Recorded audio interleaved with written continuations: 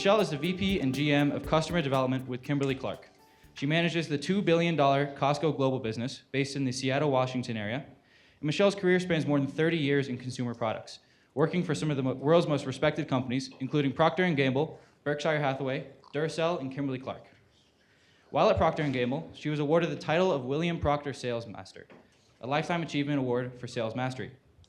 Michelle is a proud graduate of the David Eccles School of Business and currently serves as a mentor with the Seattle University Albers School of Business. Please join me in welcoming Michelle Ulmer.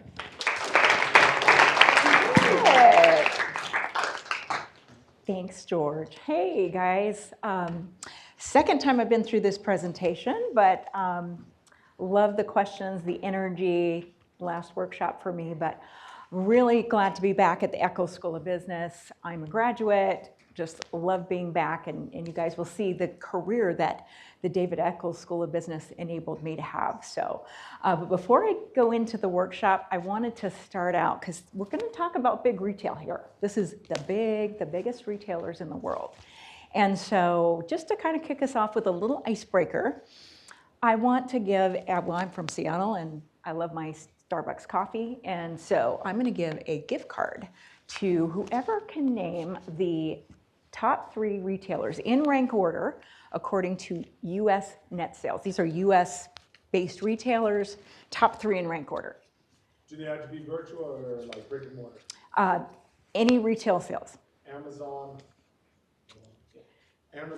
Walmart, and it's North America or US? These are US-based, but they can be global retailers. Costco. All right, you got all 3 right, the rank order. Okay, oh. Yeah. I still would have gone ranked order. Yeah, okay, let's see. Walmart, Amazon, Costco, you got it. But because you got them all right, just the wrong rank, and I've got one for you too. There you go. All right. So we'll talk a little bit about, those 3 retailers, but how do you work with these big giants of retail? Because they are absolutely enormous. So I'm going to talk about, well, here's the actual rank order here. You can see those top 3. And actually there was news yesterday that Amazon last quarterly sales actually eclipsed Walmart, but that includes their AWS web services. So that's not retail sales. But anyway, Amazon's coming up really fast on Walmart. So before I go into that, I thought it would be helpful for you guys to understand a little bit about my career journey. And I think it's helpful as you're starting your own sales careers to kind of understand different career pathways. So like I said, I'm a graduate of the University of Utah Eccles School of Business. And it was at David Eccles School of Business that I got my interview with Procter & Gamble. And Procter & Gamble was the company.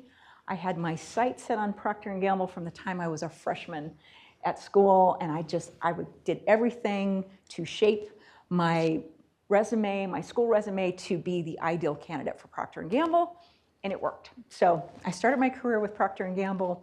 I'm going to talk about these different role titles, but don't necessarily use the titles as that's what the title was when I was there.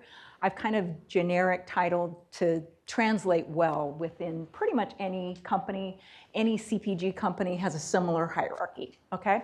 So sales rep, that's kind of their management training program, individual contributor, and then I was promoted from there to a account executive or a unit leader. So you have a sales unit of like 3 to 4 people, and you've got a book of business or a size of business that you're managing. And then really in any sales organization, as you go up vertically, up the ladder, the difference is your scope of role changes, right? So the number of people or the number of people on your team increases, as well as the size of business, the scope of business. So whether it's the size of customer for my business or the size of business, that revenue that you're managing. So that can vary as you're going up the sales ladder. So then from there, I went to senior account executive, really a team leader level. So that is a bigger business, and I'm leading a team of like 10 to 12 people. So that was my Albertsons team leader role. So customer based in Boise. Kroger tried to acquire them, didn't work. So then that's kind of the middle management in sales. And at that point, it's really helpful to get a broadening experience because you're expected to be kind of middle management for a little longer than some of these other entry starter roles. And so what was super helpful for me, I loved calling on customers, I loved being on the front lines, but it's really important to understand kind of the other functions and other roles that kind of play a role with sales as well, or customer development in my case. So we had roles called sales strategy. Those are roles that interface with the brand teams that kind of figure out brand and marketing strategy back at headquarters, and then with the sales teams that are interfacing with customers. And so a sales strategy is kind of figuring out what is the best way to sell a particular product to the broader customer group. Then I had two sales capability roles, and my favorite role of the two was leading basically a SWAT team for negotiation. So I had a multifunctional SWAT team that went out and really negotiated long-term joint business plans with the big customers. So I was kind of like a support role that I helped the salespeople that were on the front lines with the customer.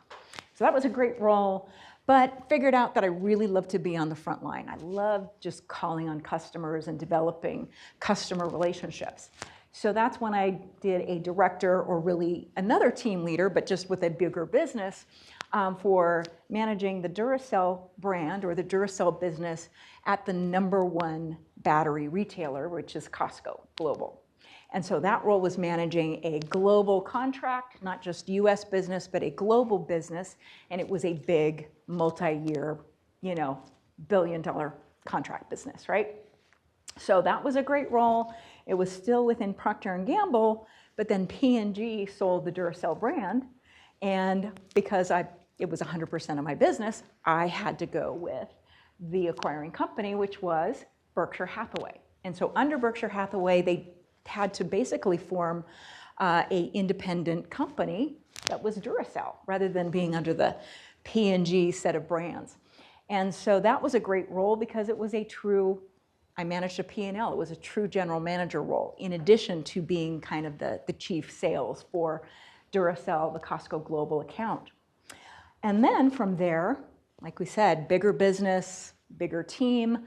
I had the opportunity to jump to Kimberly-Clark, the biggest consumer paper company in the world, and still managing the Costco Global account, but for a bigger business and a bigger team. So I have people in the US, Canada, and all over the world that call on the 14 countries where Costco competes.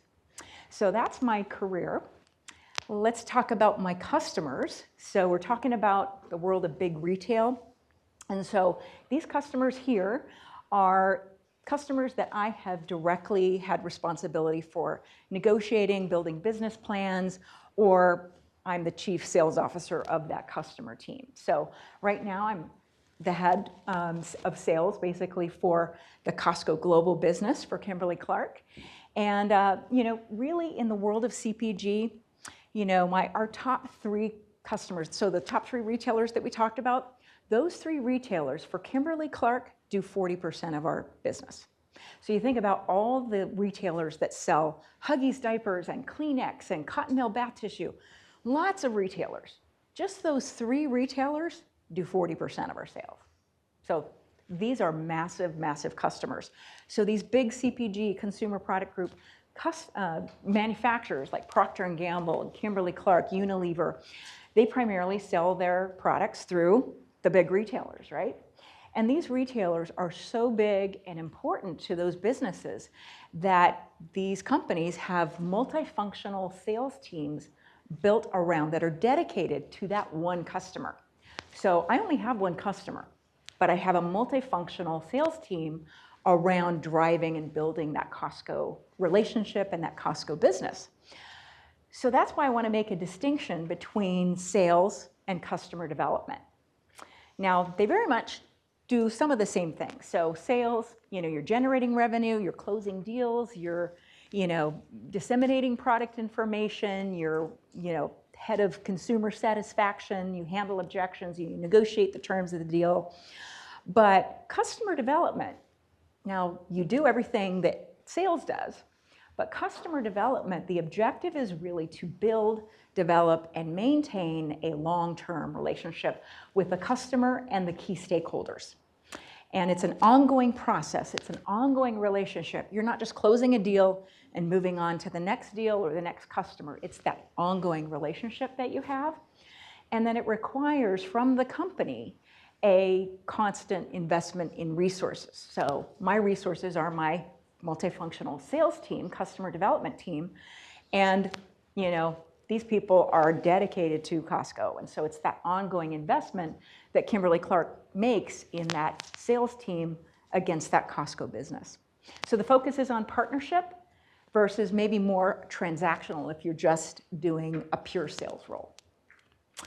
So this is a little bit about my kind of how all CPG, big CPG customer or companies are structured around these big retailers. And so customer development is at the center of a multifunctional customer team. So we call it customer development instead of sales, because you're really more than sales. You're managing, you're the person that is orchestrating all of the functions and how do we come together to structure deals, product propositions, to drive that business forward. So I have a marketing role, I have a supply chain and logistics role, I have data analytics and insights folks, I have a shopper insights that really does research about what does the Costco member want. And we develop products just for Costco. Costco's big enough that we have specific products that are only available at Costco. And then finance is also a role, of course, that's my right hand is my finance, because, I gotta maintain a profit too. Can't just sell stuff. So that's kind of what a multifunctional sales team looks like in the world of big retail, big CPG. So what really works with these big customers, because you're sustaining that long-term relationship, you can't just, in a traditional negotiation sense, you're trying to get the best deal, right? And you're looking out for yourself, your company, you're not really concerned about the customer, right? But if you burn that customer in that transaction, that customer's gonna have a bad taste in their mouth, it's gonna hurt you on the next deal. So it's not that you wanna compromise what you're selling or negotiating, you still want the best deal for your company, but what collaborative negotiation is it's a constructive, principle-based approach that treats the relationship as an important and valuable element at what's at stake and how you get to kind of that fair agreement. So the goal is really a win-win. So you're not treating it as kind of a fixed pie where every point that I gain, my customer loses. So you're really looking for that joint problem-solving, joint business plan where you're both coming to a win-win. Now, of course, Costco wants to win more than me, but I want to win more than Costco. Anyway, it's a win-win approach. So then transparency and trust obviously is key because you can't collaborate with someone you don't trust. And then it asks the all-important question, which is what would need to be true for both of us to win? So I'm going to share with you a tool that I use, whether it's with the smaller customers or with the biggest retailers in the world. And I will say Costco has the best negotiators in the world. I've been around a lot, and that's why the members love them, right? They get the best deals for their members. So I want to talk about the power of yes. And so you never want to, people get uncomfortable saying no to a customer, right? You always want to kind of say yes, but I don't want to always say yes because then my customer's kind of rolling over me. Well, I'll talk about how to say yes in a collaborative negotiating way. So there's 4 kinds of yeses. Yes if, yes when, yes and yes but. And I'll give you some simple examples of each. So yes if focuses on the conditions that need to be fulfilled in order to give the final yes. So can I borrow your car? Yes, if you promise to fill up the tank. Yes when indicates an agreement that will happen at a specific point in time. So it's time bound. Can you take me to the store? Yes, when I finish my work. Yes and, now this is my favorite one, yes and enables co-creation of something that is mutually beneficial. So we're after the win-win, right? So can we drop off my dry cleaning? Yes, if we can, or yes, and we can pick up my prescription on the way. Then yes, but this isn't my favorite one, and I don't use it very often because I don't like to interject a negative or a concern, but sometimes it's appropriate. So yes, but acknowledges agreement with a potential issue or concern following the yes. So can we go to the beach? Yes, but only if the weather's good. So I want to take you through a real-world example of how I've applied this art of negotiation, collaborative negotiation, and using yes to get to a massive multi-billion-dollar, multi-year agreement with Costco for Duracell batteries. So I was head of the negotiation team, and the way that Costco works is they typically choose one supplier in a category. So you have Duracell batteries, you don't have Energizer, they have exclusivity in the building, right? So, but that contract comes due every so often. And so, of course, Energizer is trying to put in a bid every single time. And, and they're getting better and better, and they're learning what Costco wants and what works, and the competitive assessment, competitive environment. And so I was certain that Energizer probably had the closest opportunity to get that Costco business of any time in the prior history. So it was a direct and immediate threat to my business. So what I had to figure out over the years, because Costco and Duracell had this relationship that had spanned 20 plus years, every time there was a contract coming due, Duracell would give more, give a little more, and give a little more. So what do you get over time? You get profitability that is, lower and lower and lower until at some point, my directive was, Michelle, you got to get more profit out of this deal. You can't give Costco anymore. We just need to increase the profitability of this business. And then Costco, of course, they expect, hey, I'm a growing customer, I'm an important customer. You need to pay for that growth. You need to give me more investment. So we asked the all-important question, what would need to be true to invest more in the Costco business and grow sales profitably for Duracell? And that was a real conundrum because, like I said, I've got a finance person on my team. We did the math. I said, okay, what if we invest this? What percent would my sales need to increase in order for me to pay out that investment? And boy, those numbers were kind of scary because I'm like, man, there is no way that my sales can increase that much to be able to offset that investment. So what are we going to do? And so we really had to have some out-of-the-box thinking, and really this collaborative negotiation really, really helped. And I'll tell you how we came to an agreement. So I looked at, the Duracell offerings, and, Costco sells batteries, but they also sell devices. They sell flashlights and puck lights and candles and toys and other things that batteries go into. But Duracell doesn't sell devices. They sell the batteries that go into the devices. But Duracell has a licensing division that device manufacturers can pay a licensing fee to Duracell. Now there's some quality checks. Duracell doesn't just put their name on anything. For some quality checks, they can license their brand out to a device manufacturer and have a Duracell branded device. But Costco wasn't carrying any Duracell branded devices. And so I thought, wow, wouldn't it be great if we could generate some licensing revenue by having Duracell licensed devices sold at Costco, because Costco sells a ton of stuff, right? And we could generate the revenue for for Duracell. And then for Costco, what if we gave them a cut of those licensing fees to be an incentive for them to have more and more Duracell licensed devices in their building? And so we thought, wow, that would be a great win-win solution. And so here's what we came up with, and here's how we used the yeses to get there. So it is yes if we can co-design Duracell licensing partnership with Costco for devices sold at Costco. It's yes, we can offer more investment when we have a 5-year agreement. So that was a longer agreement than what we traditionally had asked for. So that longer extension was worth money. And then the yes and this was my favorite one, yes and we can share in the licensing fees for any new Duracell licensed devices sold at Costco, and then take that investment and invest it back into the Duracell battery business at Costco. So it creates that virtuous cycle to continue to build and build and build on itself. It was hugely successful.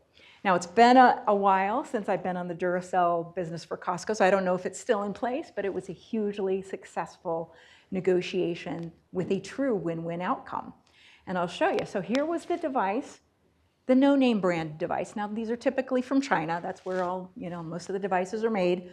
So kind of a no-name, good quality, good device, but without Duracell branding. Once we had this negotiation, we had Duracell branding on this device, and it increased the sales 5 times. That's the power of branding. And Costco, drove the heck out of this item. They had it on end caps and all over the store. And so that spurred additional success to have a huge portfolio of Duracell branded devices sold at Costco that was generating a lot of licensing revenue for our team over here. We were giving a little bit of a kickback or cut to Costco to then, drive the business more, our business at Costco, and, doing more marketing and better pricing and all that stuff.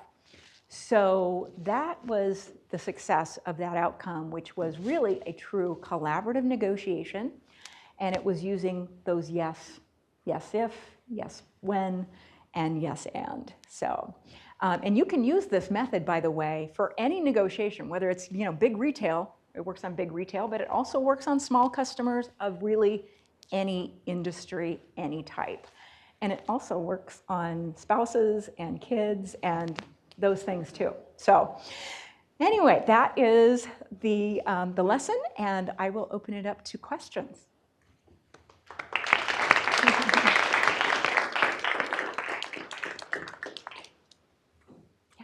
How would you say that your sales tactics change as you work with companies that get bigger and bigger, or if you're working with a company as they're growing? Do you see a shift in what they're asking for? Yeah, well, it is different because when you're early in your career and you're kind of new in the customer development function, you're calling on smaller customers.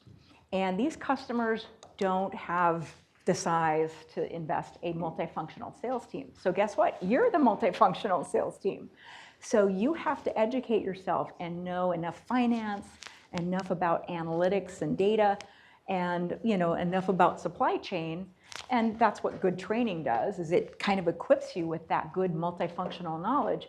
But that's what the best training in these companies offers, is that's how you learn and grow, is you get that exposure early in your career, because you got to play all those functions. When you get up the chain and you get to the bigger customers, you can more specialize in, I'm in the finance role or the marketing role.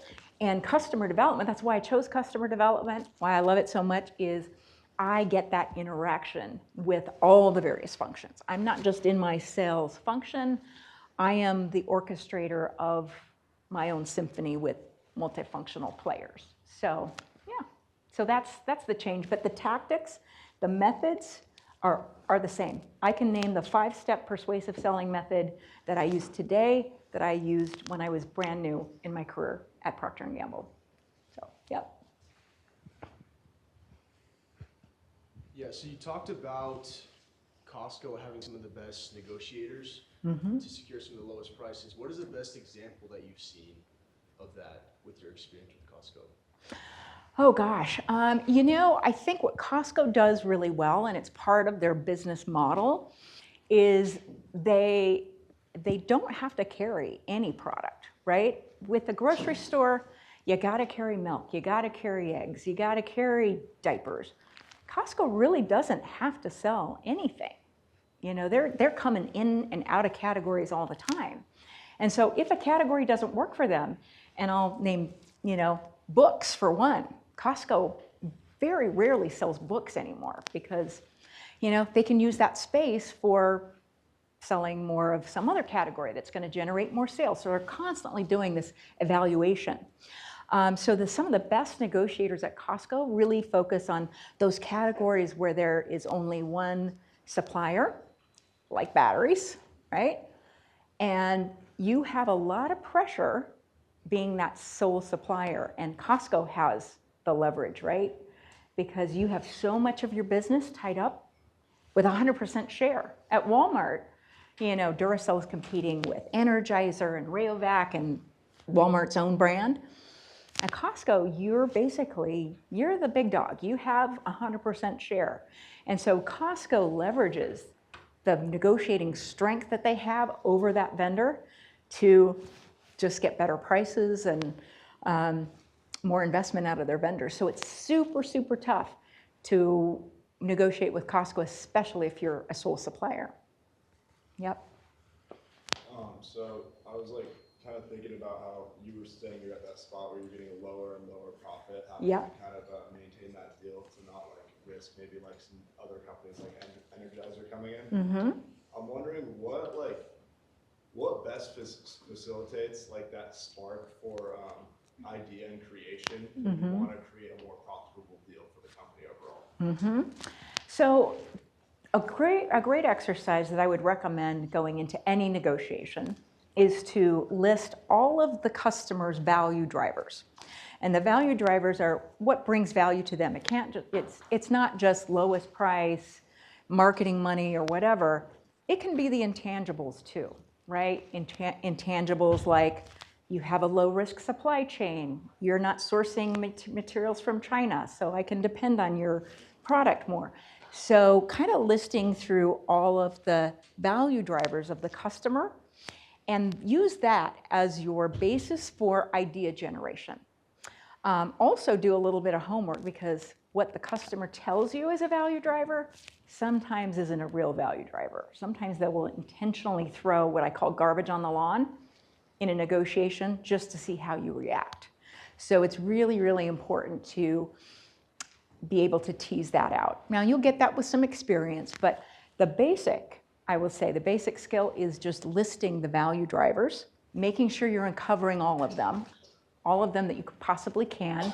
You may want to ask different people, not just the buyer, but other functions within the customer, if you have access to that, to basically validate and do some research on what does that customer value and incorporate some of those value drivers into the negotiation. And that's what really spurred our idea to go after licensing. Mm-hmm. I guess my question is,